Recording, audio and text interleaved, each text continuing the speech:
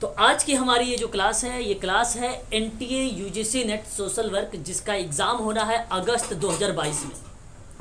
आपको मैं बता दूं, आज जो है NTA UGC net social work का लास्ट पॉइंट है और लास्ट यूनिट का आपदा प्रबंधन और समाज कार्य। अच्छा, मैं आप लोगों से ये जानना चाहूँगा कि आपदा होता क्या है। कोई बताना चाहेगा अपने शब्दों में आपदा क्या होता है? डिजास्टर जिसको बोला जाता है।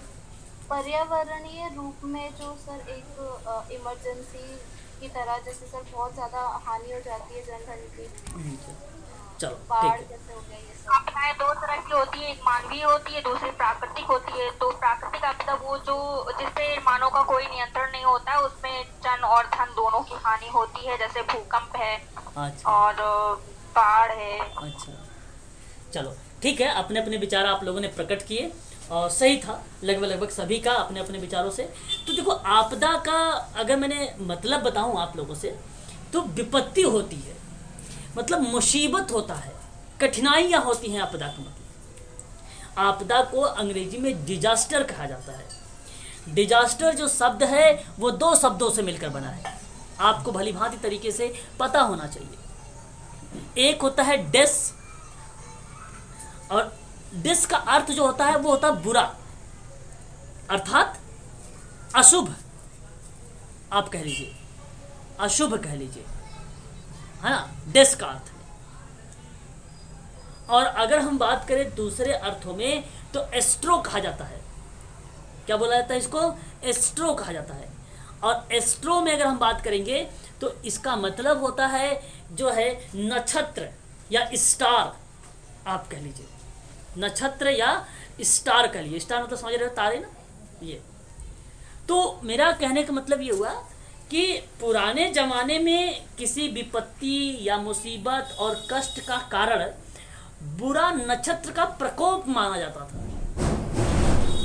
आज भी आप लोग कुछ पुरानी मूवियाँ हैं, नई मूवी भी आ रही हैं आजकल, ऐसी बात नहीं है, उसमें बेसिकली यही चीज़ें बताई जाती हैं, दिखाया गया है। इस तरीके की चीज़ों को बताया गया है कि पुराने समय में किसी विपत्ति या मुसीबत या कष्टों का बुरा नक्षत्र के प्रकोप के कारण वहाँ पे बारिश नहीं हो रही है, वो काम नहीं हो पा रहा है, इस तरीके की चीज़ें दिखाई जाती है। आज वर्तमान समय में अगर हम आपदा को रिप्रेजेंट करें तो उन प्रकृति और मानव जनित, किसी बच्चे ने बोला था कि उन प्रकृति और मानव जनित अप्रत्याशित, ओके ओके ओके, अप्रत्याशित और या त्वरित घटनाओं से लिया गया है जो मानव पर कहर बरसाती है, साथ ही जंतु और पादप समुदायों को अपार क्षति पहुंचाती है आपदा। आप समझ ही रहे होंगे, अच्छे से समझते चलिएगा सभी लोग। यहाँ से प्रश्न एग्जाम में बनाए जाते हैं सोशल वर्कर में, है ना। तो इसको बोला जाता है आपदा। अब देखिए जरा यहाँ पे क्या लिखा हुआ है। आपदा एक प्राकृतिक या मानव निर्मित जोखिम का प्रभाव है जो समाज या पर्यावरण को नकारात्मक रूप से प्रभावित करता है। आपदा शब्द ज्योतिष विज्ञान से आया है, एक फैक्ट है आप लोगों के लिए। कहाँ से आपदा शब्द आया है? ज्योतिष विज्ञान से आया है। इसका अर्थ क्या होता है? जब तारे बुरी स्थिति में होते हैं तब बुरी घटनाएं घटित होती हैं, वही आपदा होती है। मैंने अभी अर्थों के रूप में आप लोगों को समझाया था डेस और एस्ट्रो के बारे में, अशुभ या बुरा, स्टार या नक्षत्र, वही चीज यहाँ पे कही जा रही है। बुरी घटनाएं, बुरी स्थिति में होते हैं तब बुरी घटनाएं घटित होती हैं। आगे बात करें थोड़ा सा, अभी और अच्छे समझ में आएगा आपको। शिक्षा में आपदा जो होती है, एजुकेशन में, अनुचित प्रबंधित जोखिम के परिणाम के रूप में देखी गई है। ये खतरे, आपदा और जोखिम के उत्पाद हैं। आपदा जो कम जोखिम के क्षेत्र में होते हैं वह आपदा नहीं कहलाते या वह आपदा नहीं कहे जाते हैं। आपदा को कम जोखिम के क्षेत्र में प्रतिक्रिया आपदा नहीं कही जाएगी। वो, इस चीज को आप ध्यान रखिएगा। अब आपदा कहते किसके हैं? आपदा एक मानव जनित अथवा प्राकृतिक विपत्ति है जिससे निश्चित क्षेत्र में आजीविका अथवा संपत्ति की हानि होती है। जिसके परिणाम स्वरूप मानव और जीव जंतु कष्ट में पड़ जाते हैं। आपदा से भारी जान माल की हानि होने लगती है ना। तो मेरा कहने का मतलब यह है कि किसी भी समाज में आपदा का कारण मानव और पर्यावरणीय संसाधनों पर प्रतिकूल प्रभाव पड़ता है, जिसके कारण मानवीय जीवन कठिन हो जाता है। माना जाता है कि मानव सदैव से ही पर्यावरण का निरंतर उपयोग कर रहा होता है और अपने विकास के मार्ग को सदैव प्रशस्त करता रहता है। साथ ही साथ पर्यावरण में या पर्यावरण से समायोजन भी करता रहता है। वही आपदा है, वही आपदा। आपदा एक ऐसी घटना है जिसमें मानव जीवन की क्षति, वातावरण में प्रतिकूल प्रभाव, स्वास्थ्य और सुविधाओं का ह्रास, धन की हानि आपदा कहलाती है। कोई पूछ ले आपदा किसे कहा जाता है? बस वातावरण के प्रतिकूल प्रभाव, मानव जीवन की हानि या क्षति, स्वास्थ्य और सुविधाओं का ह्रास, धन की हानि आपदा कहलाती है। बस ये आपदा की परिभाषा बन जाएगी आपके सामने। अब देखिए, यहाँ अगर मैं आपसे बात करूं तो थोड़ी सी आपदा को और स्पष्टीकरण करता हूं, विशेषताओं से रिप्रेजेंट करते हुए। देखिए, अभी मैं आप लोगों से चर्चा भी करूंगा प्रश्नों के बारे में थोड़ा सा, कि प्रश्न कैसे बनाए जाते हैं। आप तो देखो, एक तो जो मैंने भी आपको पढ़ाया है वहां से इस तरीके से प्रश्न बनेगा कि किसी भी समाज में आपदा के कारण प्रतिकूल प्रभाव पड़ता है। मानवीय, ऑप्शन बी पर्यावरणीय, ऑप्शन सी ए और बी, ऑप्शन डी इनमें से कोई नहीं। तो क्या बताएंगे जवाब? मानवीय और पर्यावरणीय दोनों। वेरी गुड, बहुत बढ़िया, बहुत बढ़िया, सही जवाब। दूसरा प्रश्न बन सकता है कि आपदा उन आकस्मिक या अप्रत्याशित या दुष्प्रभावों का चरम स्थिति को कहा जाता है जो घटित होता है। मानव जनित या प्राकृतिक? ऑप्शन ए मानव जनित है, ऑप्शन बी प्राकृतिक है, ऑप्शन सी ए बी है, ऑप्शन डी इनमें से कोई नहीं। ए बी दोनों होगा। तो आपदा जो है उन अकस्मात, अप्रत्याशित और उन दुष्प्रभावों की चरम स्थिति को कहा जाता है आपदा। बस ये भी बोल सकते हो। अब विशेषता को थोड़ा सा समझने की कोशिश करिए। आपदा जो होती है ना, आपदा प्रकृति जन्य और मानव जनित आपदा होती है। आप चाहो तो अपनी कॉपी पर मेंशन भी कर सकते हो ऐसे कीवर्ड्स को। एग्जाम में जब प्रश्न आते हैं कथन कारण को लेकर ना, तो कुछ इसी तरीके से लिखे भी होते हैं, प्रकृति जन्य और मानव जनित। तो ये आपका करेक्ट होगा और ये सभी लोग जानते भी हो आपदा।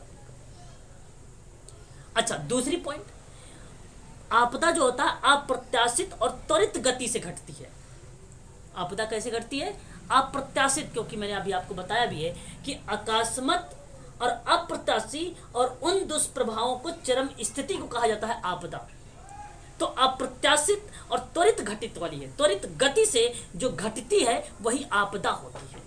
त्वरित का मतलब तो समझ ही रहे होंगे सभी लोग, और अप्रत्याशित का मतलब समझ रहे हो सभी लोग कि नहीं? मैं बताऊं अप्रत्याशित का मतलब भी।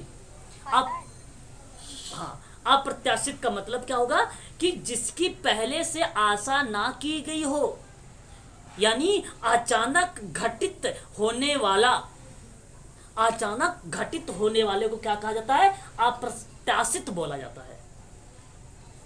जिसकी कोई आशा ही ना की जाए वो होता है आपदा।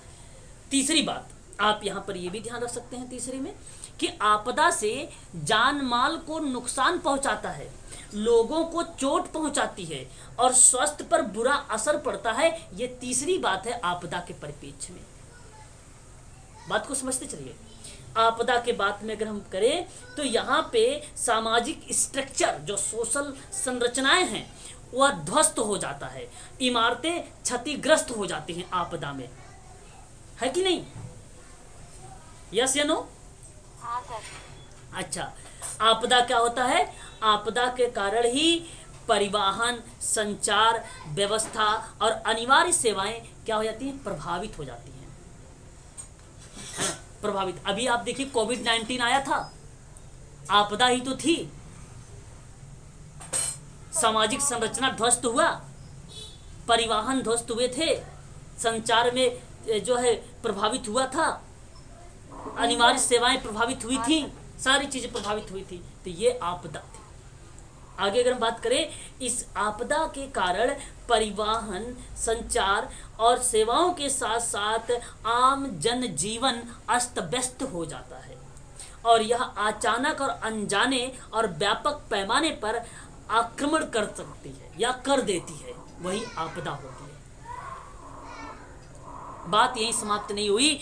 आपदा जो होता है, पीड़ित समुदाय, हम पढ़ रहे हैं ग्रुप वर्क के बारे में, हम पढ़ रहे हैं समाज कार्य के बारे में, तो इसलिए यहाँ पे group work, community work, case work शामिल भी होगा। तो समुदाय के लोगों को से भोजन, म्यूट हो जाओ, कौन अनम्यूट? हाँ, वस्त्र, आवास, चिकित्सा, सामाजिक देखभाल की आवश्यकताएं भी होती हैं। ये हैं सारी आपदाएं की पॉइंट्स जो मैंने अभी आपको बताए हैं।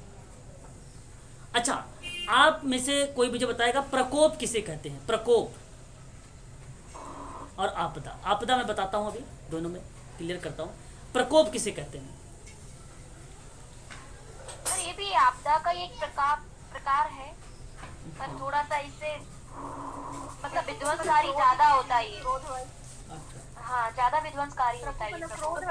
प्राकृतिक होता है प्रकोप। देखिए, प्रकोप जो होगा ना, प्राकृतिक मानवीय दोनों होता है। सामान्य रूप से अगर हम प्रकोप की बात करेंगे तो प्राकृतिक भी होता है, मानवीय भी होता है। ठीक है, यहाँ जो घटनाएं घटित होती हैं, आपको बता दूं, वो चरम घटनाएं उत्पन्न करता है। प्रकोप चरम घटनाएं उत्पन्न, लेकिन जो आपदा होती है वो त्वरित आएगी, अचानक होती है, और जो मानव समाज और जय समुदाय के अधिक क्षति पहुंचाती है, वो आपदा होती है। प्रकोप को बता दूं, एक प्राकृतिक घटना है, जबकि आपदा इसका परिणाम है। प्राकृतिक घटना क्या है? जिससे जान माल दोनों का नुकसान होगा, और आपदा इस संकट का अनुभव है, उस संकट का अनुभव है।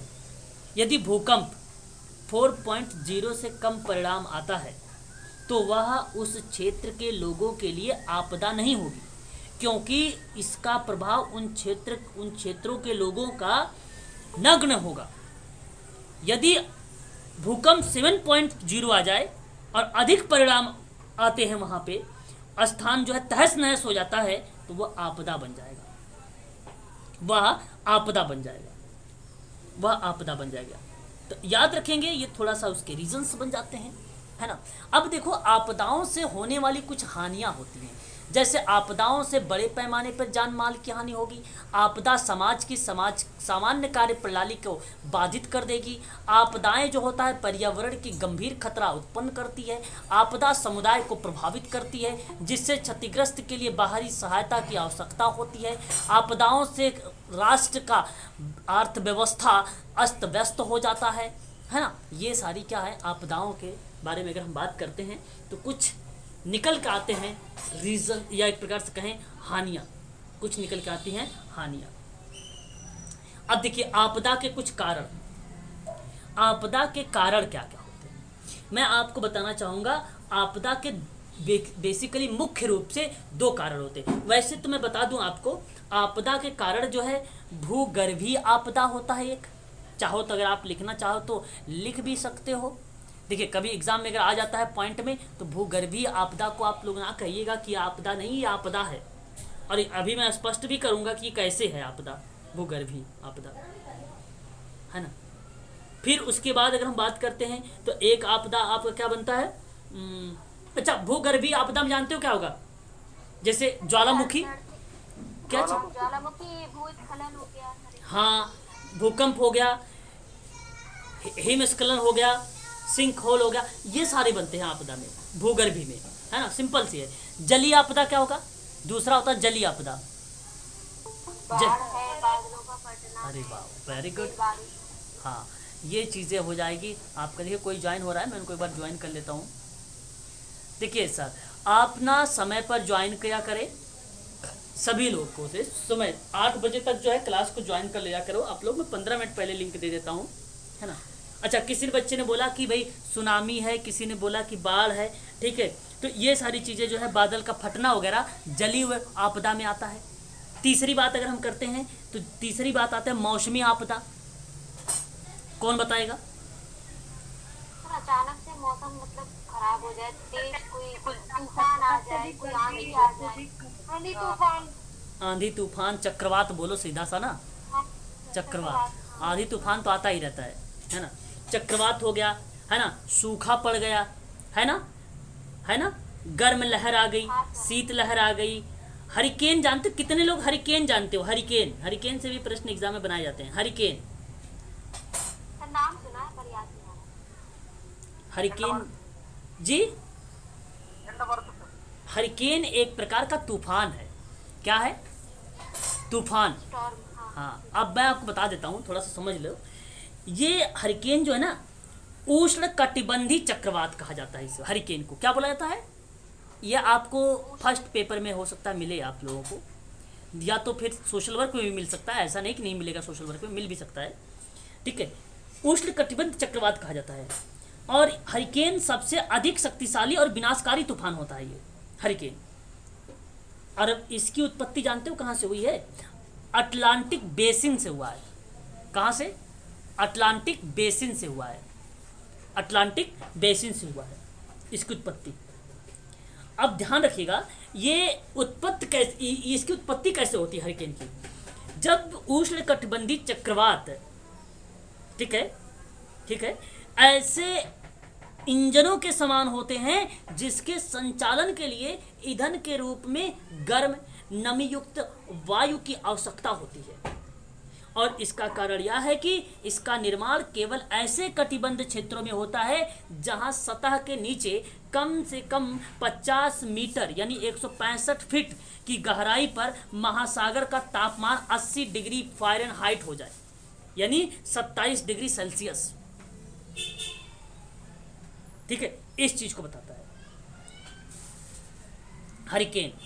हरिकेन जी 27-28 डिग्री सेल्सियस। 28 कहाँ से हो? मैंने बोला 28 थोड़ी ना बोला, वो तो 80 डिग्री फ़ारेनहाइट का मैंने 27 डिग्री सेल्सियस निकाला है ना। हाँ, तो मतलब उससे क्या फर्क क्या पड़ता है? वो तो एक नॉर्मल टेम्परेचर है, कोई बहुत अलग हटके तो।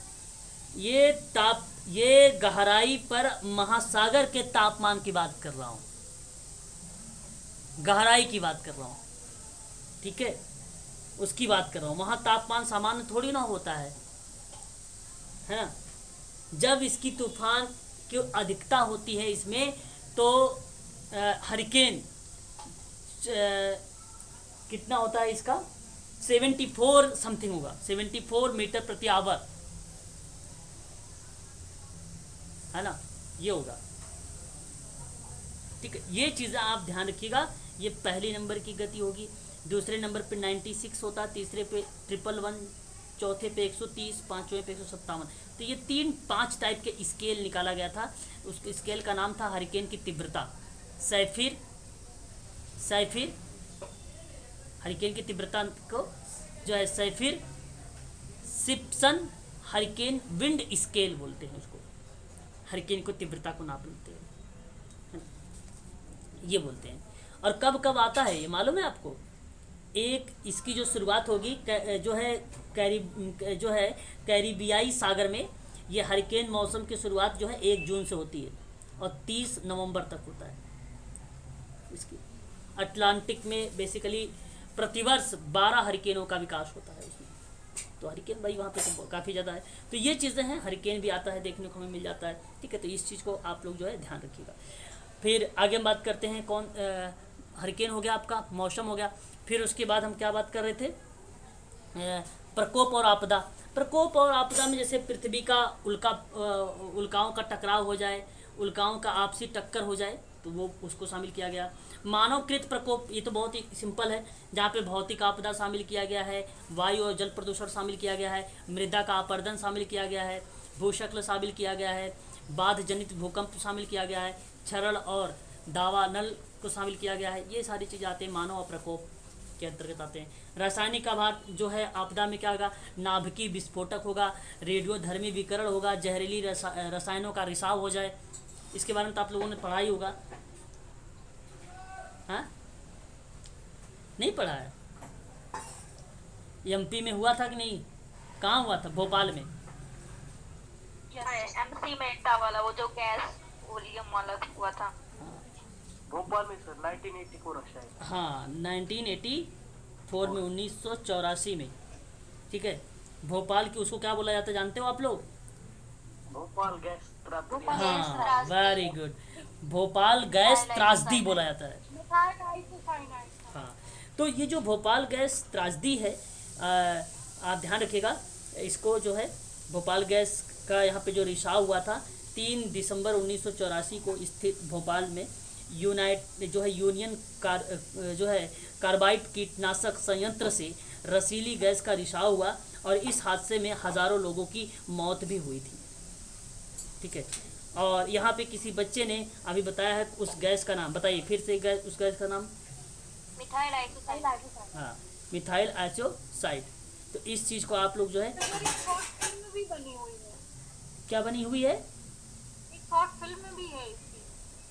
अच्छा अच्छा चलो ठीक है, फिल्म हो गया, चलो ठीक है ठीक है, देख लेंगे। हाँ देख लेंगे किसी ने कहा देख लेंगे।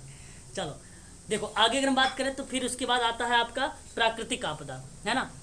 तो ये सारी चीज़ें हो जाएंगी, ये टाइप बनते हैं। अब आगे बढ़ते हैं टॉपिक पर। देखिए प्राकृतिक आपदा क्या होती है? सूखा, बाढ़, भूकंप, भूस्खलन, सुनामी जैसे समस्त घटनाएं जो है प्राकृतिक के विस्तृत रूप से घटित होती है और इसका प्रभाव विनाशकारी होता है, ये तो आप जानते हैं।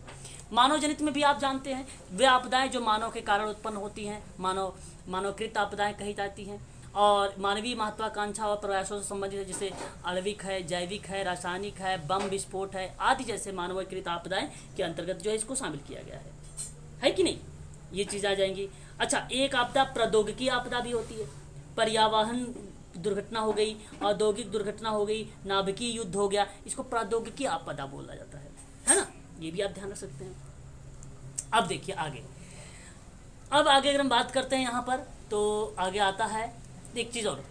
यहाँ पे देखिए जो आपदा की प्रकृति है, जो आपदा का नेचर है ना, उसमें क्या होता है कि भौगोलिक दृष्टिकोण देखेंगे हम लोग, ठीक है। भौगोलिक दृष्टिकोण में क्या होता है कि बेसिकली सामाजिक विज्ञान की विधि का प्रयोग व्यापक रूप से किया गया था। आपदा का विस्तार, प्रभाव और संवेदनशीलता पर यह बल देता है भौगोलिक दृष्टिकोण, है ना। तो इसको बोला, हालांकि इतना डिप में नहीं जाएगा, मैं आपसे बस वर्बली बोल देता हूँ, ठीक है। समाजशास्त्रीय दृष्टिकोण हो जाए, नृशास्त्रीय दृष्टिकोण हो जाए, विकासात्मक अध्ययन हो जाए, आपदा औषधि का और महामारी हो जाए, ठीक है, तकनीकी दृष्टिकोण हो जाए, ये सारी चीज़ें होती है आपदा का प्रकृति, यानी नेचर ऑफ डिजास्टर इसको बोल देते हैं। और यहाँ पे जैसे प्राकृतिक आपदा क्या होती है मैंने आपको बता दिया, जैसे बाढ़, चक्रवात, बादल का फटना, बिजली गिरना, सूखा, गर्म हवा, लू इत्यादि जो चीज़ें बन जाती है वो प्राकृतिक आपदा हो जाती है। भूगर्भीय आपदा भी बता दिया आप लोगों को। मानव जनित आपदा के बारे में बता दिया मैंने आप लोगों को भाई कि मान लो जो विषैली गैसों का रिसाव हो जाए, विस्फोट हो जाए, आग हो जाए, भवन का ध्वस्त हो जाए, विद्युत उपकरणों का विस्फोट, ये सारी चीज़ें आ जाती है इसमें, ठीक है। युद्ध हो जाए, ये सारे के सारे क्या होते हैं, मानव जनित आपदाएँ होती हैं। अब इन्हीं आपदाओं के परिपेक्ष में कुछ मैनेजमेंट किया गया, कुछ नियम लाए गए, कुछ प्रबंधन बनाए गए, कुछ एक्ट लाए गए, कुछ योजनाएं चलाई गई। आप जैसे देख सकते हैं हाल ही में गृह मंत्रालय ने आपदा प्रबंधन अधिनियम 2005 को लागू किया। अब आपसे एग्जाम में प्रश्न आया भी है कि डिजास्टर मैनेजमेंट एक्ट कब लाया गया है? 2005 को। ऑक्सीजन यहाँ पे बताया गया है कि लागू करके ऑक्सीजन ले जाने वाले वाहनों को मुक्त अंतर्राज्य संचालन का आदेश दिया है। इसमें पूर्व विभिन्न सरकारी अधिकारियों ने मार्च 2020 में देश में कोरोना वायरस कोविड-19 के प्रकोप से निपटने के लिए इस अधिनियम के अंतर्गत अपनी शक्तियों का प्रयोग किया था। तो ये बेसिकली भी हाल ही का है ये चीज़ें, तो इसलिए यहाँ पर आप मेंशन किया गया है, इसको आप ध्यान रख सकते हैं। बात करते हैं आपदा प्रबंधन 2005 के विषय में भी, तो उस अधिनियम में भारत सरकार के द्वारा आपदाओं के कुल प्रबंधन और इससे जुड़े अन्य मामलों के लिए पारित किया गया। और हालांकि यह जनवरी 2006 में जम्मू कश्मीर को छोड़ के सभी जगह लागू था, अब इसको हटा दिया गया, अब वहाँ पर भी लागू है। अब आपदा प्रबंधन अधिनियम 2005 के अंतर्गत कुछ बातें हैं, जैसे कि हम आप देख सकते हैं कि आपदा प्रबंधन में समन्वय रणनीति तैयार करना होता है, क्षमता निर्माण करना आदि शामिल किया गया है इसमें। आपदा शब्द को इस अधिनियम में धारा 2 का डी में शामिल किया गया है। 2 का डी में इसको जो है शामिल किया गया है। बात समझ में आ रही है? आगे बढ़िए। अब यहाँ पे अगर मैं चर्चा आप लोगों से करूँ नेक्स्ट पॉइंट पर, देखिए यहाँ पे कि आपदा को परिभाषित किया गया, जिसके अंतर्गत आपदा का अर्थ प्राकृतिक और मानव निर्मित कारणों से उत्पन्न भी क्षेत्र में तबाही, दुर्घटना, आपदा का गंभीर घटना को रिप्रेजेंट किया गया। आपदा प्रबंधन अधिनियम 2005 में ये सारी बातें जिक्र किया गया। अच्छा, और अगर हम देखते हैं यहाँ पे इसके अंतर्गत और भी चीज़ें हमें देखने को मिल सकती है, जैसे राष्ट्रीय आपदा प्रबंधन प्राधिकरण के बारे में। अब यहाँ पर इसको भी आप ध्यान से सुन लीजिए। ये क्या चीजें हैं राष्ट्रीय आपदा प्रबंधन प्राधिकरण?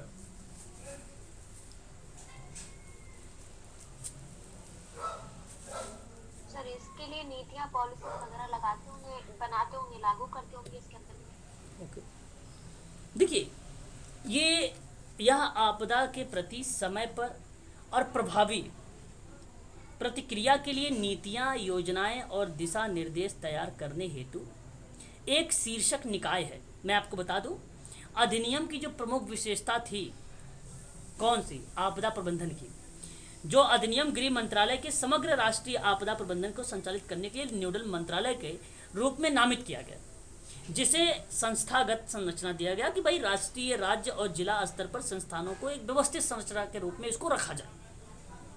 तो वहां पे राष्ट्रीय स्तर पर जो संस्थाएं बनी महत्वपूर्ण, वो बनी थी NDMA बनी थी, जिसको आप लोग नेशनल जी ए का मतलब क्या होता है सर इसमें? ये authority, national disaster management authority के बारे में बताया गया, NDMA।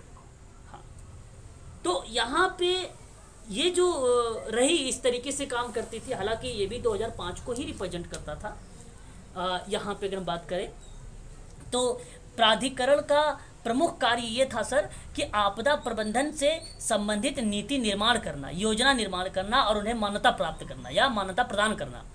इसी के साथ राज्यों में भी संबंधित मुख्यमंत्रियों की अध्यक्षता में राज्य आपदा प्रबंधन प्राधिकरण की स्थापना की गई। जिला स्तर पर भी जिला स्तरीय प्रबंधन प्राधिकरण बनाया गया। जिलों के जिला अधिकारियों की अनुवाई में जिला परिषदों के लिए सभापति की या अध्यक्षता कर काम किया।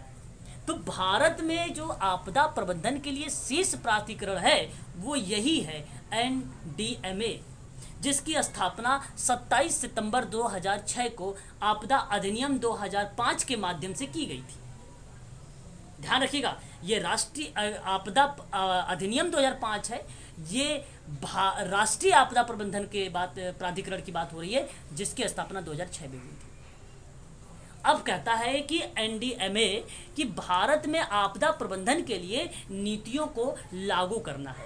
राष्ट्रीय आपदा प्रबंधन प्राधिकरण भारत में आपदा प्रबंधन के लिए नीतियां बनाना, दिशा निर्देशों को जारी करना, भारत में आपदा से निपटने के लिए राज्य आपदा प्रबंधन के रूप में अगर बात करेंगे तो वो स्टेट लेवल पर बन जाएगा SDMA, जिसको आप स्टेट डिजास्टर मैनेजमेंट अथॉरिटीज़ कहेंगे आप, जिसके साथ समन्वय का काम करती है, यानी कोऑर्डिनेट काम करती है। अब आप थोड़ा सा सुनिए प्रश्न कैसे बनेगा। पहले तो प्रश्न बनेगा कि आपदा प्रबंधन अधिनियम कब आया? 2005 में आया। अब ये था क्या चीज़? ये अधिनियम जो था वो आपदा को किसी क्षेत्र में घटित और महाविपत्ति, दुर्घटना, संकट, गंभीर घटना के रूप में परिभाषित किया। और इसने कहा कि वही प्राकृतिक और मानव जनित कारणों के दुर्घटना या लापरवाही का परिणाम हो, जिससे बड़े स्तर पर जान की क्षति हो जाए, पर्यावरण की हानि हो जाए, विनाश हो जाए, उसके परिणाम प्रभावित होने लगे, मानव समुदाय को सहन क्षमता से संबंधित हो। जहां आपदा प्रबंधन अधिनियम 2005 में ये चीज़ें दिशा निर्देशित की गई और उसी के अंतर्गत त्वरित कार्यवाही कोष की बात हुई भी है, आपदा समक कोष की भी बात हुई है। मतलब आपको बता दूं कि इस अधिनियम में 2 फंड की बात की गई है। एक डिजास्टर रिलीफ फंड है, एक क्विक एक्शन फंड है। इसके अतिरिक्त राष्ट्रीय आपदा प्रबंधन में जो है अथॉरिटीज की भी भूमिका यहाँ पे फिर देखने को मिली। अब एक तो प्रश्न इस तरीके से आप लोगों से मैं प्रश्न एक कर लूँ ताकि आप थोड़ा सा समझ जाएं और अच्छे से। बताओ, प्रश्न करें एक आध। सर अभी आपने फंड बताया थी ना, वो एक बार रिपीट कर दीजिए। फंड का नाम नोट कर लीजिए, आपदा समक कोष, जिसको आप बोलते हो जो है डिजास्टर रिलीफ फंड, और एक था क्विक। क्विक का मतलब होता है त्वरित, त्वरित त्वरित कार्यवाही कोष, जिसको आप बोलते हो क्विक एक्शन फंड। अच्छा, ये तो था। मैं प्रश्न कर लूँ एक, अब ध्यान से सुनो ताकि आप यहाँ पे मेरी बातों को बड़ा ध्यान से समझिएगा। मैंने प्रश्न दिया आप लोगों से, मैंने आपसे कहा कि निम्न कथनों पर विचार करो। मैंने आपसे कहा कि निम्न कथनों पर विचार करो, ऐसे प्रश्न आप लोगों से मिलेंगे और बहुत ध्यान से सुनना, एक एक पॉइंट बोलने के बाद तुरंत पूछूंगा सही है गलत है, आप बताना है। पहला पॉइंट मैंने दिया कि आपने क्वेश्चन आया एग्जाम में, ये पहला पॉइंट रहा। पॉइंट आपसे कहा कि आपदा उन अकस्मात दुष्प्रभावों की चरम स्थिति को कहा जाता है जो मानव जनित और प्राकृतिक होती है। क्या सही है गलत? ठीक, तो इसको सत्य मान लो, पहली पॉइंट। दूसरी पॉइंट बोला विश्व स्वास्थ्य संगठन, मैंने बोला अभी तक नहीं है लेकिन मैं आपको कॉमन के आधार पे आपको दे रहा हूं सोचने के लिए। WHO ने आपदा का ऐसी घटना के रूप में वर्णन किया जो पर्यावरण पर प्रतिकूल प्रभाव के साथ साथ स्वास्थ्य और सुविधाओं की हानि से बताया है। सही है। ये सर बिल्कुल करेक्ट जवाब बताया, क्योंकि मैंने एक कीवर्ड्स दिया था स्वास्थ्य, जो स्वास्थ्य पर काम करता है, स्वास्थ्य पर बात करता है। तीसरी पॉइंट मैंने आपको दिया। ये सारे प्रश्न आप लोगों के सामने होंगे, बशर्ते मैं पढ़ाकर आप लोगों को बताना चाहता हूं कि प्रश्न ऐसे बनाए जाते हैं। प्रश्न थर्ड पॉइंट, आपदा प्रबंधन अधिनियम 2005 में आपदा की व्यापक परिभाषा के अंतर्गत आपदा का महाविपत्ति के रूप में वर्णन किया गया और हानि के रूप में मानव कष्ट, विध्वंस, पर्यावरण तथा समुदाय को इसका सामना करने से परे बताया गया। हाँ सर। क्या है? सही है सर। सत्य? बिल्कुल मानव के कंट्रोल में नहीं है ना। हाँ, सत्य है। ये बात भी सत्य है, क्योंकि उस अधिनियम में पहली बात तो यहाँ तक सत्य थी कि आपदा और महाविपत्ति के रूप में वर्णन तो किया गया, और मैंने एक शब्द बोला और, फिर मैंने और बना के वहाँ पे जोड़ा कि हानि के रूप में मानव कष्ट, विध्वंस, पर्यावरण और समुदाय को इसका सामना करने से परे बताया गया है इस एक्ट में। तीसरी बात सत्य है। चौथी बात, संयुक्त राष्ट्र ने आपदा का प्राकृतिक मानवीकृत गतिविधियों के रूप में वर्णन किया जिसका मानव जाति और पर्यावरण पर नकारात्मक प्रभाव पड़ता है। सही, बिल्कुल। अब मैंने आपको यहाँ पे कूट दे दिया, कूट दिया, पहला, दूसरा, तीसरा सही है, पहला ऑप्शन।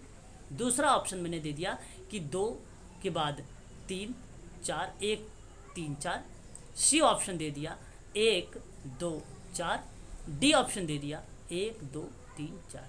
तो आप क्या करना, इस ऑप्शन नंबर डी का चुनाव करना। ऐसे प्रश्न को इस तरीके से कूट आएंगे आपके सामने, ठीक है। ये प्रश्न थे, आप लोगों से मैं चर्चा करूंगा आने वाले टाइम में, इस चीज़ को आप ध्यान रखिएगा। अब देखिए आगे बढ़िए यहाँ पर। अच्छा, आपने ये भी समझ लिया, आपने आपदा प्रबंधन जो है प्राधिकरण को भी समझ लिया आपने। अब आप देखिए जरा, भारत में आपदाओं के प्रबंधन के लिए राज्य सरकारें जिम्मेदार हैं। भारत सरकार प्रभावित राज्यों को आर्थिक सहायता और मानव सहायता प्रदान करने के लिए जिम्मेदार है, जिसमें राष्ट्रीय आपदा प्रतिक्रिया बल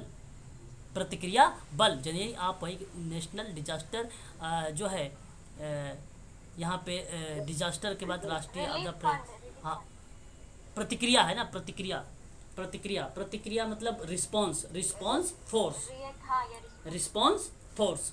तो एक सशस्त्र बल और केंद्रीय अर्धसैनिक बलों को तैनाती शामिल किया गया इसमें, ठीक है। और ये बात तो आपको मालूम होना चाहिए, ये सिंपल सी बात है। आप जहाँ देखते हैं आपदा वगैरह तो वहाँ पे फोर्स पहुँच जाती है ना। तो वो चीज़ें देखते हैं आप लोग, टीवी वगैरह में, न्यूज़ वगैरह में आता रहता है ये। अब बात करेंगे आपदा। एनडीआरएफ का फुल फॉर्म भी पूछता है सर। हाँ बिल्कुल, आया प्रश्न है वो, आया वो प्रश्न है समाज कार्य में, उसको ध्यान रखिएगा आप सभी लोग को, है ना। आपदा प्रबंधन अधिनियम, अच्छा मैं बता चुका हूँ 2 का डी में बताया गया भाई आपदा का अर्थ, और जो चीज़ें यहाँ पर बता चुका हूँ, तो मैं बार बार क्या बताऊँ आपको, आगे बढ़ता हूँ इसी में। अब यहाँ पे देखिए एनडीएमए का फुल फॉर्म अभी आपने बताया है, ये प्रश्न में आया हुआ था और आप लोगों को पता है 27 सितंबर 2006 को ये लाया गया अधिनियम 2005 के तहत। एनडीआरएफ का आता है फुल फॉर्म सर वो। हाँ तो आप उसको कर लीजिए, क्या दिक्कत है, रिस्पॉन्स फोर्स बना दीजिए, बाकी वही सारे रहेगा, क्या दिक्कत है ना। रिलीफ फंड आएगा कि रिस्पांस फोर्स? अरे रिलीफ कहाँ से आएगा भाई, रिस्पॉन्स आएगा, रिलीफ थोड़ी ना आता है। रिलीफ का मतलब होता है सहायता देना ना, प्रतिक्रिया मतलब होता है रिस्पॉन्स, है कि नहीं, राइट। सेना की बात हो रही है ना सर, तो वो तो रिस्पॉन्स ही आएगा। बिल्कुल बिल्कुल बिल्कुल बिल्कुल, अपने अपने विचारों को इस तरीके से याद रखें।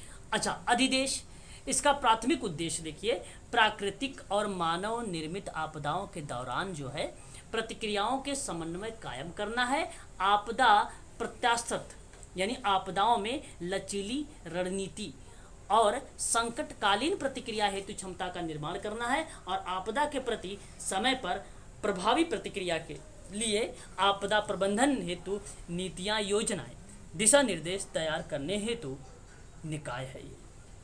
अब ये जानते भी हैं अच्छे तरीके से कि जो आपदा प्रबंधन है, जहाँ पर हम बात कर रहे हैं आपदा प्रबंधन में, जब आपदा को 2D के अकॉर्डिंग बताया गया कि तबाही, दुर्घटना, आपदा जैसी गंभीर घटना है, और उसी के परिप्रेक्ष्य में बताया जा रहा है अधिदेश को।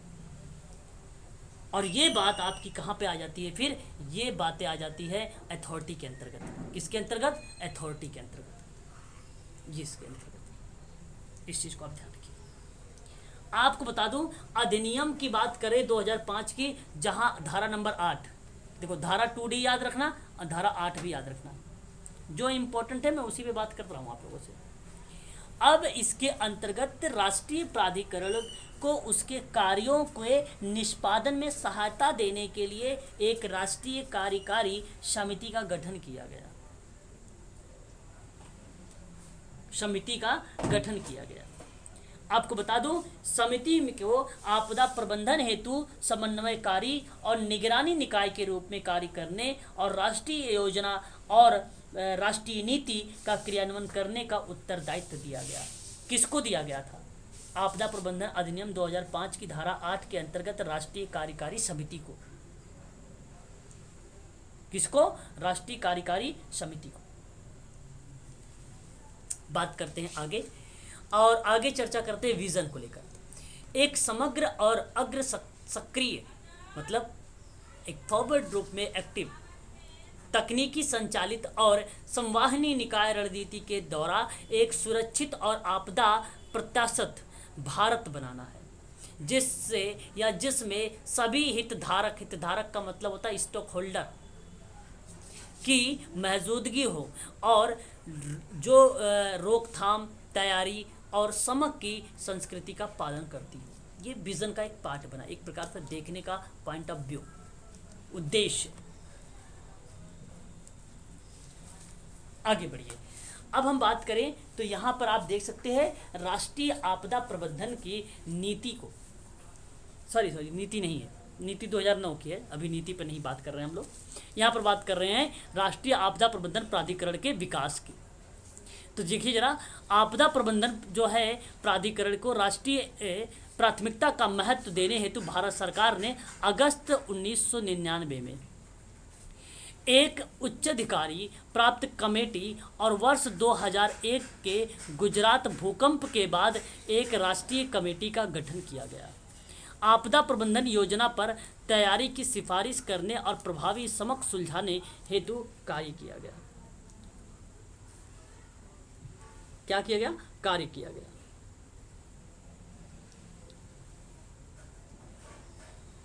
और देखिए इसमें काम किस पे था भाई, भूकंप हो जाए या कोई भी प्राकृतिक घटना घटित हो जाती है उस पर काम करेगी।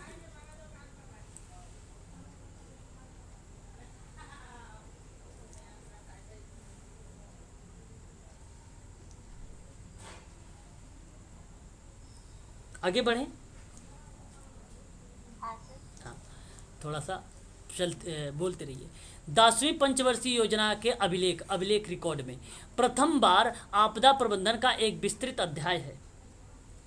12वें वित्त आयोग को भी आपदा प्रबंधन हेतु वित्तीय प्रबंधन की समीक्षा हेतु अधिदेश दिया गया था। अच्छा, ये जरूरी नहीं है याद करने की, चाहो तो आप यहाँ पे 10वीं पंचवर्षीय योजना को लेकर याद कर सकते हैं। 23 दिसंबर 2005 को भारत सरकार ने आपदा प्रबंधन अधिनियम बनाया और जिसमें प्रधानमंत्री के नेतृत्व में एक राष्ट्रीय आपदा प्रबंधन प्राधिकरण और समृद्ध मुख्यमंत्रियों के नेतृत्व में राज्य आपदा प्रबंधन प्राधिकरण की स्थापना की परिकल्पना की गई।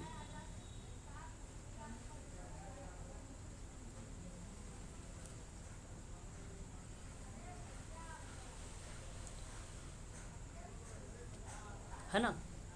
और अगर हम बात करें तो भारत में आपदा प्रबंधन का नेतृत्व करने और उसके प्रति एक समग्र एवं एकीकृत दृष्टिकोण जो है कार्यान्वित करने हेतु की गई। तो ये सारी चीज़ें हैं, इसको आप देख लेना, उसमें इतना इम्पोर्टेंट नहीं है। यहाँ पे उत्तरदायित्व है आपदा प्रबंधन की योजना में, उसको स्वीकृति देना है, फिर रणनीति तैयार करना है, योजनाएं वगैरह तैयार करना, वो सारी चीज़ें इसमें आ जाएंगी, है ना। आगे बढ़ते हैं, इसमें देखिए मुख्य बातें हैं। अब यहाँ पर देखिए ये थोड़ा सा इम्पोर्टेंट आ गई आप लोगों के लिए। आगे बात करते हैं, एक मिनट। चलिए, तो यहाँ पे देखिए राष्ट्रीय आपदा प्रबंधन नीति की प्रमुख बातें क्या क्या हो सकती हैं। आपको बता दूं कि ये जो राष्ट्रीय आपदा प्रबंधन प्राधिकरण है, इसने वर्ष 2009 में आपदा प्रबंधन पर एक राष्ट्रीय नीति तैयार की थी और इस नीति में यह परिकल्पना की गई थी कि निवारण, शमन और त्वरित कार्यवाही की प्रकृति के जरिए समग्र जो है सक्रिय, बहुआपदा उन्मुखी और प्रौद्योगिकी चलित रणनीति तैयार कर भारत को आपदाओं से जूझने में सक्षम और सुरक्षित देश बनाया जाए। तो इसमें लिए 2009 में राष्ट्रीय आपदा प्रबंधन की कुछ नीति थी, कुछ इस तरीके से थी। आपदा प्रबंधन के लिए रोकथाम था, न्यूनीकरण और जो है पूर्व तैयारी के लिए एक समग्र और क्रियाशील दृष्टिकोण, ठीक है, जहाँ पे बात करता है प्रोएक्टिव अप्रोच को अपनाता है। प्रोएक्टिव अप्रोच काफ़ी इंपॉर्टेंट है। ये बेसिकली किसके अंतर्गत आता है? राष्ट्रीय आपदा प्रबंधन नीति के अंतर्गत आता है। ये याद रखिएगा, ये काफ़ी इंपॉर्टेंट लाइन है आप लोगों के लिए। प्रोएक्टिव अप्रोच कहाँ लगाया जाता है?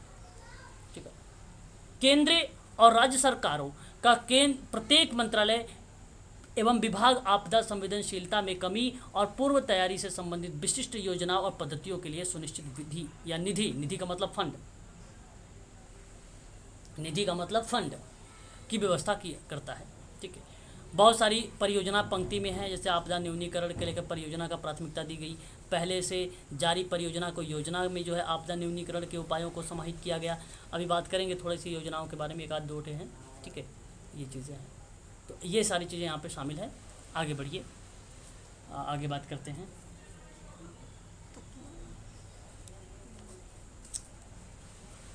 ठीक है, राष्ट्रीय आपदा अनुक्रिया बल, अभी आपको मैंने बताया था, रिस्पांस फोर्स। अकादमी का निर्माण कार्य 2 जनवरी 2020 से महाराष्ट्र के नागपुर जिले में शुरू हुआ था। ये इम्पोर्टेंट फैक्ट। और इस अकादमी का निर्माण के लिए 18.6 करोड़ रुपए की लागत से वर्ष 2012 में 153 एकड़ भूमि को अधिग्रहण किया गया। ये लाइन इम्पोर्टेंट फैक्ट में ध्यान रखिएगा, एग्ज़ाम में बनाया जा सकता है, ऐसे प्रश्न पॉइंट टू पॉइंट लिखा जा सकता है। आप लोगों ने देखा होगा जो है WES के बारे में एक प्रश्न आया था, 5 एकड़ ज़मीन 1000 वर्ग स्क्वायर यार्ड के बारे में बात की गई थी। ये सारी चीज़ें बनाए जा सकते हैं प्रश्न। पर इस परिसर के अंतर्गत कुछ छोटी पहाड़ियाँ और नदी के लिए एक धारा भी शामिल है। अकादमी में राष्ट्रीय आपदा अनुक्रिया बल के सदस्यों के साथ जो है स्वयं सेविकाओं को भी विश्व स्तरीय प्रशिक्षण प्रदान करने की बात करता है।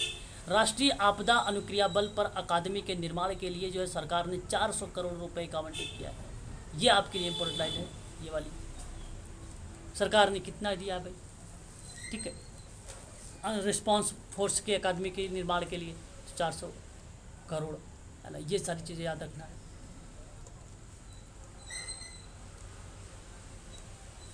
इसकी स्थापना वर्ष 2006 में आपदा प्रबंधन अधिनियम 2005 के तहत 6 बटालियन के साथ एनडीआरएफ की स्थापना की गई। वर्तमान में एनडीआरएफ में 12 बटालियन है, जिसमें बीएसएफ, सीआरपीएफ में 3-3 और सीआईएसएफ, एसएसबी और आईटीबीपी में 2-2 बटालियन है और इसके प्रत्येक बटालियन में 1149 सदस्य शामिल है। 12 याद रखिएगा, ये काफ़ी इंपॉर्टेंट पॉइंट फैक्ट है, आप लोगों के लिए वर्तमान की बात कर रहा हूँ। इसकी स्थापना के बाद एनडीआरएफ में अपनी कार्यकुशलता से देश और विदेशों में प्रशंसा प्राप्त की है, ये आप देख सकते हैं। आपदा से निपटने के लिए किस तरीके से एनडीआरएफ की भूमिका रहेगी, ये आपको देखना होगा, समझना होगा। प्राकृतिक एवं मानव निर्मित आपदा में त्वरित सहायता प्रदान करना होता है। राहत बचाव कार्यों से जुड़ी अलग अलग सुरक्षा एजेंसियों के बीच समन्वय स्थापित करना होता है। आपदा के क्षेत्र में लोगों को सुरक्षित बाहर निकालना और राहत सामग्री का वितरण करना। पिछले कुछ वर्षों में एनडीआरएफ वैश्विक स्तर पर अग्रणी आपदा प्रबंधन बल में रूप में उभर कर आया है, ठीक है। ये चीज़ हो जाएगा। आपदा प्रबंधन में भारत की भूमिका क्या रही है, आप देख सकते हैं कि अन्य देशों में आपदा के समय सहायता प्रदान करने के साथ ही भारत ने विभिन्न देशों से सुरक्षा बलों को प्रशिक्षण भी प्रदान करता है। और पिछले कुछ वर्षों में भारत सार्क देशों में आपदा प्रबंधन कर्मियों को प्रशिक्षण का केंद्र बनाया गया है।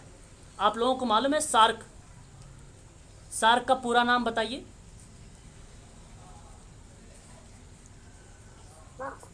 Association for Regional Cooperation. Okay, very good, very good.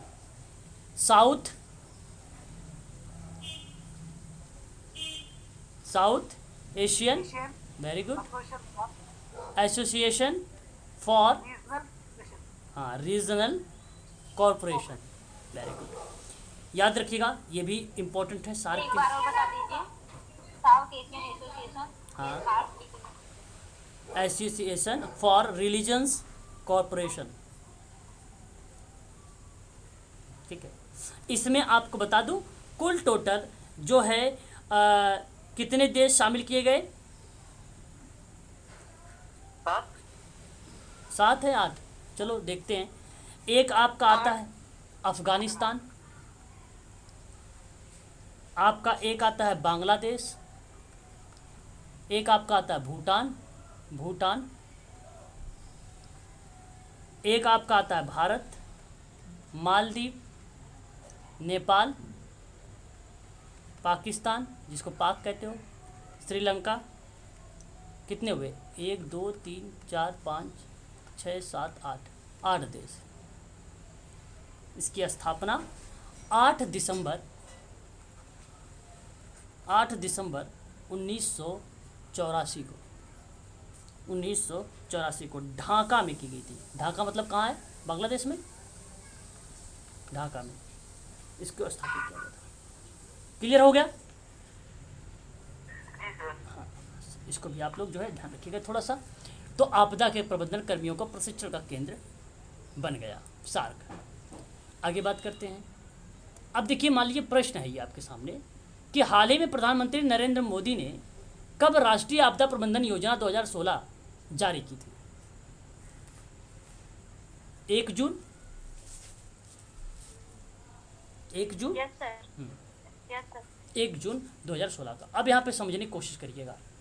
1 जून 2016 को प्रधानमंत्री नरेंद्र मोदी ने राष्ट्रीय आपदा प्रबंधन योजना 2016 को जारी किया। काफ़ी इंपॉर्टेंट लाइन है, पॉइंट याद रखिएगा। देश में पहली बार इस तरह की राष्ट्रीय योजना तैयार की गई। राष्ट्रीय आपदा प्रबंधन योजना के मुख्य बातें ये है, विशेषताएं में। यह योजना आपदा जोखिम घटने के लिए सदैई, मैंने आप लोगों से एक नाम बोला था, सेदाई के बारे में अभी इससे बारे में थोड़ा चर्चा करते हैं। देखिए, फ्रेमवर्क में तय किया गया कि लक्ष्यों और प्राथमिकताओं के साथ मोटे तौर पर तालमेल करेगा ये। फिर कहता है कि इस योजना का विजन भारत को आपदा से उभरने में अधिक सक्षम बनाना है। प्रत्येक खतरे के लिए सदैई फ्रेमवर्क में घोषित 4 आपदाओं या प्राथमिकताओं को आपदा जोखिम में कमी करने के फ्रेमवर्क को शामिल किया गया। इसके लिए 5 कार्य क्षेत्र शामिल थे। जोखिम को समझना, एजेंसियों के बीच सहयोग, डीआरआर में सहयोग, रचनात्मक उपाय, डीआरआर में सहयोग और गैर संरचनात्मक उपाय, क्षमता विकास। ये 5 बातें याद रखिए कार्य क्षेत्र के रूप में।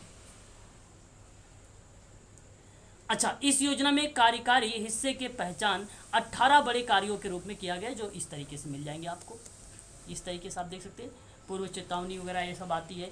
देखिए, एग्जाम में ये भी एक बार प्रश्न आया हुआ था, पूछा भी गया था, पूर्व चेतावनी वगैरह किसको रिप्रेजेंट करता है। आपको मैं पहले बता दूं, जो सदैई फ्रेमवर्क की अवधारणा है वो जानते हो कब लाया गया था? सदैई फ्रेमवर्क का अवधारणा 2015 में। सदैई फ्रेमवर्क, ये तो आप पढ़ लेना एक बार, है ना, जो 18 दिए गए हैं कार्य, ये पढ़ लेना। फ्रेमवर्क की बात करें तो 2015 में इसको लाया गया था, सदैई फ्रेमवर्क अवधारणा को। सदैई फ्रेमवर्क किस देश में संपन्न हुआ था? किस देश में संपन्न हुआ था? तो आप याद रखिएगा, जापान में संपन्न हुआ था। सदैई फ्रेमवर्क में कितनी प्राथमिकताओं को चिन्हित किया गया था? कितनी प्राथमिकताओं को चिन्हित किया गया था? तो 4। देखो, अभी मैंने बताया था, ऊपर है 4। हाँ, सदैई फ्रेमवर्क में जो है प्राथमिकताओं का मूल रूप में चिन्हित किया गया। मूल रूप पे कितने रूप में चिन्हित किया गया है? तो आप कितना बताएंगे? मूल रूप से 5। मूल रूप से 5, जो मैंने आपको भी बताया है। तो ये बेसिकली सदैई फ्रेमवर्क के बारे में चर्चा पर चर्चा आप लोगों से की गई थी थोड़ा सा। कब आया? 2015 में। याद रखिएगा आप सभी लोग, ये सारी चीज़ें जो हैं आप सब के लिए एग्जाम में प्रश्न भी बनाए जाते हैं, पूछ लिए जाते हैं। इसके बाद सर, इसमें 7 लक्ष्य रखे गए। 7 लक्ष्य भी आप बता सकते हो सदैई फ्रेमवर्क में, ठीक है। सदैई फ्रेमवर्क में आप 7 लक्ष्य को भी शामिल कर सकते हो, ठीक है। सदैई फ्रेमवर्क 2015।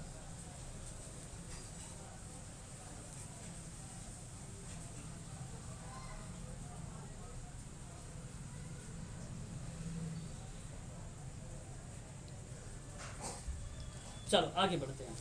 तो ये जो आपदा जोखिम न्यूनीकरण के लिए सदैई फ्रेमवर्क जो है 2015 में इसको लाया गया और विकास का एजेंट का पहला बड़ा समझौता हुआ था, जो देश के राज्यों को आपदा के जोखिम के विकास के लाभ रक्षा के लिए ठोस कार्यवाही प्रदान की थी इसने, ठीक है। याद रखिएगा, ये सारी चीज़ें आपके लिए इम्पोर्टेंट है। संयुक्त राष्ट्र महासभा ने दिसंबर 1999 में आपदा न्यूनीकरण के लिए राष्ट्रीय रणनीति अपनाई थी। राष्ट्रीय रणनीति अपनाई थी। 4 क्षेत्र: आपदा जोखिम का अध्ययन करना होगा, आपदा जोखिम प्रबंधन का सुधार करना होगा, दूसरा लचीलेपन हेतु आपदा जोखिम में कमी लाना होगा, तीसरा और प्रभावी प्रतिक्रिया के लिए अपराध रोधी या आपदा रोधी तैयारी को बढ़ावा देना, पुनः प्राप्ति, पुनर्वास और पुनर्निर्माण, बेहतर निर्माण पर बल देना, यह आपका चौथा हो जाएगा। ठीक है, ये चीज़ें आप लोग जो है ध्यान रखिएगा सदैई फ्रेमवर्क। ठीक है, अच्छा, इसी के अंतर्गत जो है एक जो है ह्यूगो फ्रेमवर्क फॉर एक्शन लाया गया था। 10 वर्ष बाद सतत विकास पर इस पे जो है बल दिया गया था। ठीक है, तो ये सारी चीज़ें आप ध्यान रख सकते हैं। ठीक है, चलिए आगे बढ़ते हैं। ठीक है, तो ये था एक, देखो इंडिया क्वेक है और एक सागर ऐप लॉन्च है। इंडिया क्वेक ऐप से संबंधित अगर हम बात करें तो यहाँ पे देखिए, थोड़ा सा समझने की कोशिश करिएगा। 27 जुलाई 2017 को केंद्रीय विज्ञान और प्रौद्योगिकी, पृथ्वी विज्ञान, पर्यावरण और वन जलवायु मंत्री हर्षवर्धन ने नई दिल्ली में पृथ्वी विज्ञान मंत्रालय की स्थापना दिवस के अवसर पर इंडिया क्वेक ऐप को लॉन्च किया था। ये काफ़ी इंपॉर्टेंट लाइन है आप लोगों के लिए। भूकंप आने के बाद यह ऐप स्वचालित रूप से भूकंप के स्थान, समय और उसकी तीव्रता मानदंडों के संदेश का प्रसार करेगा। राष्ट्रीय भूकंप केंद्र का वर्तमान में 84 स्टेशन है जिसके भूकंपीय नेटवर्क को संचालित होता है। यह स्टेशन वास्तविक समय से अगर बात करें वास्तविक समय में तो डेटा संचार हेतु रीसेट के माध्यम से राष्ट्रीय भूकंप केंद्र को संलग्न है। किस दिन आप याद रखिएगा, पृथ्वी विज्ञान मंत्रालय की स्थापना दिवस के अवसर पर डॉक्टर हर्षवर्धन जी ने सागरवाड़ी ऐप को भी शुभारंभ किया था। ठीक है, यहाँ पर ये भी ध्यान रखिएगा। वो कौन से दिवस पे था? वही पृथ्वी विज्ञान मंत्रालय की स्थापना के दिवस पे ये था। ये भी जो था इंडिया क्वेक था। ठीक है, ये उसी समय का था। जलवायु, और याद रखिएगा आप सभी लोग, ये हर्षवर्धन के रूप में था और ये भी उसी का है और उसी दिन। अब परामर्शों की प्रभावी और समय पर प्रयोगशाला के सीधे प्रसार हेतु एकीकृत सूचना प्रसार प्रणाली कर सागरवाड़ी विकसित किया। सागरवाड़ी तटीय समुदाय मुख्यतः मछुआरों को, किसको? मछुआरे, काफ़ी इंपोर्टेंट लाइन पॉइंट शब्द को उनकी आजीविका और समुद्र में सुरक्षा के संबंध में परामर्श और चेतावनी देने में मददगार होगा। इस तरीके से ये सागरवाड़ी था। ये सागरवाड़ी था। हर्षवर्धन ने सागरवाड़ी को एकीकृत सूचना प्रसार प्रणाली की शुरुआत किया और आप देख सकते हो यहाँ पर कि हर्षवर्धन ने धरती यानी पृथ्वी विज्ञान मंत्रालय की स्थापना के दिवस पर सागरवाणी ऐप लॉन्च किया। इससे संबंधित जानकारी उपयोगकर्ता की उसकी सुरक्षा के लिए समय पर अलर्ट करने के लिए शुरू किया गया था। ठीक है, वही 27 जुलाई को ये मनाया जाता है फाउंडेशन दिवस के दिन। इसको मनाया भी जाता है फाउंडेशन दिवस 27 जुलाई को। ठीक है सर, वो बताना जरा मछुआरों के लिए क्या था? मछुआरों के संबंधित में लोगों के द्वारा दी जा सके जानकारी प्राप्त करने, उसको जानकारी मिल सके, अवेयरनेस करने की परिप्रेक्ष्य में। ठीक है, तो ये आपका था एक सागरवाड़ी, जहाँ परामर्श देता था मछुआरों, पूर्वानुमान की बात करता था, हाई अलर्ट की बात करता था, चेतावनी देता था, सुनामी वगैरह के बारे में बताता था सागरवाड़ी ऐप के माध्यम से। सागरवाड़ी ऐप के माध्यम से, ठीक, याद रखिएगा इसमें। और उसी तरीके से ठीक अगर हम बात करते हैं इंडिया क्वेक में भी वही चीज़ें यहाँ पर भी संचालित होती है। ठीक है, याद रखिएगा। तो ये था टॉपिक आपका हो गया समाप्त आज। तो आज यूनिट नंबर 10 आपका समाप्त हो गया। कल हम लोग करेंगे यूनिट नंबर 10 से कुछ महत्वपूर्ण प्रश्न। कल शाम को आपदा प्रबंधन पे करेंगे। फिर उसके बाद आपदा प्रबंधन के बाद हम लोग कौन सा टॉपिक ले लेंगे? अभी हम लोगों ने पर्यावरण पढ़ा था, थोड़ा सा पर्यावरण समाज कार्य, उसके बारे में क्लास कर लेंगे। दो टॉपिक पर हम लोग कुछ महत्वपूर्ण प्रश्नों पर कल तीव्र गति से चर्चा करेंगे। ठीक है, कम से कम मान चलिए कल 100 क्वेश्चन करेंगे हम लोग, 100 क्वेश्चन। ठीक है ना? चलिए आज के जो आपदा प्रबंधन के चरण होते हैं वो बता दीजिए। आपदा प्रबंधन के चरण, हाँ देखो, एक बार यूजीसी ने आपदा प्रबंधन यानी डिजास्टर मैनेजमेंट के स्टेप से पूछा भी था। ठीक है, स्टेप ऑफ डिजास्टर मैनेजमेंट याद, किसी को याद है? जी सर, पहले तो क्या बोलते हैं उसको, उसके बारे में तैयारी करते हैं। क्या बोलते हैं, आपदा आने के पहले की सर बात है, तैयारी करते, फिर उसको न्यूनीकरण करते, पर्याय कम करते उसको। फिर रोकथाम होती है। हाँ, आपदा निरोध रोकथाम होती है। और क्या बोलते हैं उसको, आपदा आने के बाद राहत एवं बचाव कार्य किया जाता है। उसके बाद पुनरुत्थान और पुनर्वास किया जाता है। ओके, चलो सुन लीजिए एक बार मेरे से भी। ठीक है, बहुत बढ़िया, सही जवाब आ रहा है। तो सबसे पहले अगर हम बात करते हैं, आपदा के प्रभावों को कम करने के लिए समंक करने की बात करता है। शुद्ध हिंदी का आप प्रयोग करें, समंक या समन शब्द का प्रयोग होता है। फिर उसके बाद अगर हम चर्चा करें आप लोगों से, तो उसके बाद आता है तैयारी करने की बात। किसकी बात आती है? तैयारी करने की। इस चीज़ को भी आप लोग जो है ध्यान रखिएगा। आपदा प्रबंधन से संबंध में आप लोगों से प्रश्न ऐसे पूछे जाते हैं एग्जाम में। फिर आपसे अगर हम बात करें आपदा प्रबंधन के परिप्रेक्ष्य में, तो समन किसको बोलते हैं? समन जैसे न्यूनीकरण को बोलते हैं। ठीक है, आपदा के प्रभावों को न्यूनीकरण करना, ठीक है, कम करना, समन कहते हैं। ठीक है, तीसरी बात आती है प्रतिक्रिया मतलब एक के द्वारा बनाए गए खतरों को कम करने का प्रयास करने को क्या बोलेंगे? प्रतिक्रिया बोलेंगे। क्या बोलेंगे? प्रतिक्रिया बोलेंगे। और प्रतिक्रिया के बाद क्या हो जाएगा? रिकवरी। और रिकवरी को क्या कहेंगे? समुदाय को सामान्य तौर पर देखना, समुदाय को सामान्य तरीके से हम लोग इसको देखते हैं। तो ये आपका 4 स्टेप के रूप में बेसिकली देखने को हमें मिलता है। 4 स्टेप। सर वो जो होती ना चेतावनी, जिसको अनाउंसमेंट कहते हैं, लास्ट में क्या बताया सर? रिकवरी रिकवरी, हाँ क्या कह रहे हो आप? जो चेतावनी जारी करते ना, अनाउंसमेंट करते, वो किसके पीछे आएगा? चेतावनी, वो तो प्रिवेंशन होगा, निवारण है वो सारे।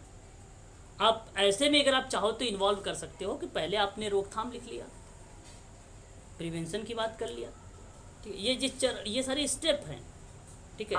फिर सर वो आप चाहो तो जागरूकता की भी आप जानकारी जागरूकता भी कह लीजिए, जागरूकता कह लीजिए, जानकारी कहिए, रोकथाम कह लीजिए, बात एक ही चल रही है, कंफ्यूज मत होइए। फिर उसके बाद आपका एक शब्द आता है जिसमें मैंने बोला था मिलेगन, मिलेगन का मतलब बोलते हैं समन, आप आगे एक शब्द जोड़ते जाइए। फिर उसके बाद आपका एक शब्द आ जाता है और जहाँ पे तत्परता की बात होती है, जहाँ पे प्रतिक्रिया की बात होती है, तैयारी की बात होती है, तत्परता, तैयारी, प्रिपरेशन। फिर उसके बाद आप रिस्पॉन्स की बात कर सकते हो, रिस्पॉन्स मतलब प्रतिक्रिया की बात कर सकते हो। फिर उसके बाद रिकवरी की बात कर सकते हो, रिकवरी का मतलब क्या था, वसूली। ये सारी चीज़ें आप समझ सकते हो यहाँ पे।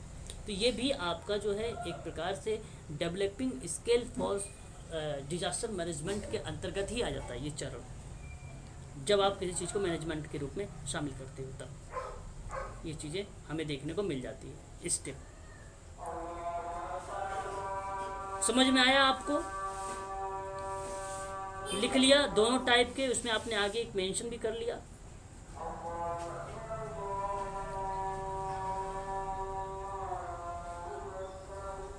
कोई दिक्कत तो नहीं है ना?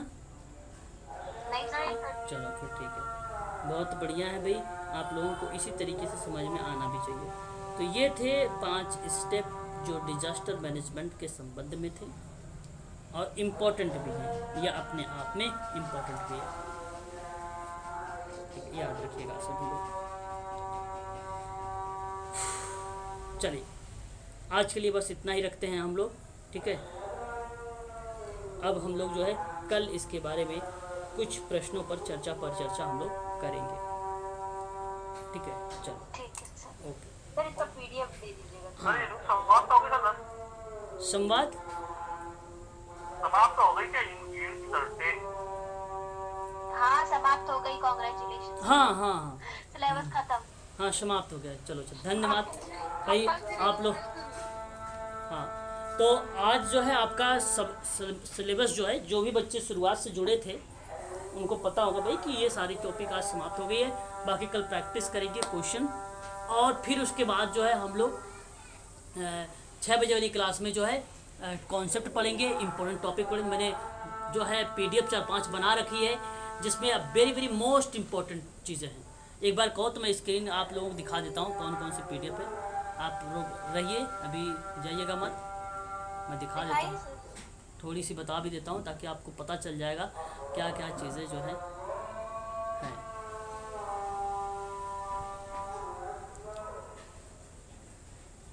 देखिए यहाँ पे जो यहाँ पे अगर हम बात करें, आज देख रहे हैं टुडे में एक महत्वपूर्ण टॉपिक है समाजकारी का, फिर समाजकारी 2 है, समाजकारी 1 का है ये। और इसमें भी मैं अगर ओपन करके दिखा देता हूँ आप लोगों को, रुक जाइए, है इम्पोर्टेंट चीज़ें हैं, है ना। तो इसमें आप देखेंगे ना, देखिए इसमें कुछ सिद्धांत आ जाएंगे शुरुआत में कि क्वेश्चन ने कौन सा सिद्धांत दिया है। अधिगम सोपान का सिद्धांत दिखाई दे रहा है आपको? नहीं दिखाई दे रहा। ओके नहीं सर वही दिख रहे फोल्डर। ओके फोल्डर दिख रहा है ना, मैं समझ गया, मैं क्योंकि वहाँ पे शेयर नहीं किया हुआ। देखिए ये देखिए, तो ये आपको थोड़ा सा मिल जाएंगे इंपॉर्टेंट चीज़ है जिसे आप देख सकते हैं। अधिगम हस्तांतरण का सिद्धांत किसने दिया है, सामान्यीकरण का सिद्धांत किसने दिया, अभिप्रेरणा का सिद्धांत, व्यक्तित्व का सिद्धांत, है ना। ये सारी चीज़ें मिल जाएंगी आपको। फिर उसके बाद यहाँ पे आगे चीज़ें चलेंगे। हाँ, तो फिर उसके बाद आपका ये कौन सा कब आया है सिद्धांत के बाद, फिर आपका परिवार आ जाएगा, पितृसत्तात्मक वंश, है ना, ये सारी चीज़ें आ जाएंगी इसमें। सत्ता के आधार पे आ जाएगा, मात्र के स्थान पे आ जाएगा, ठीक है। अनुलोम प्रतिलोम विवाह आ जाएगा। फिर इसके बाद कुछ अधिनियम आ जाएंगे। हाँ कुछ इंपॉर्टेंट चीज़ें हैं कुछ, ठीक है, जो इम्पोर्टेंट मतलब इसी तरीके से मैंने 3-4 पीडीएफ ले रखा है जो आप लोगों के लिए काफ़ी ज़्यादा महत्वपूर्ण होने वाला है, ठीक है। तो वही सारी चीज़ें मैं इसमें बताऊंगा अभी कौन सा इंपॉर्टेंट है, उसको IMP करते जाना, बाकी सारी चीज़ें पढ़ते जाना साथ ही साथ, ठीक है। तो सारी चीज़ें यहाँ पे इन्वॉल्व मैंने कर रखा है, ऐसा कोई चीज़ें नहीं जो आप लोगों को छोड़ रखा है। सारी चीज़ें यहाँ पर आपको मिल जाएंगी, सारे एक्ट मिल जाएंगे, टोटली एक्ट इसमें शामिल किए गए हैं, एक भी उधर एक्ट नहीं मिलेगा। मैरी रिचमंड की किताब भी शामिल किए गए हैं जो इंपॉर्टेंट है। ठीक है। फिर गार्टन हैमिल्टन की भी किताब मिल जाएगी आपको, और भी विद्वानों की किताब मिल जाएगी यहाँ पर नीचे, ठीक है, उनकी किताब आ जाएगी, ठीक है, अलग अलग किताबें आ जाएंगी। फिर संयुक्त राष्ट्र के अंतर्गत कुछ अंतर्राष्ट्रीय वर्षों के बारे में बात कर लेंगे, 2017 में कौन सा अंतर्राष्ट्रीय, 16 में कौन सा अंतर्राष्ट्रीय वर्ष है, ये सारी चीज़ें हम लोग कल देख लेंगे, है ना। इंपॉर्टेंट चीज़ें भी है 6 बजे वाली क्लास में, ठीक है ना। चलिए, ठीक है सर, थैंक यू सर, आपने इतनी मेहनत से बनाया sir, thank you so much sir. कोई बात नहीं।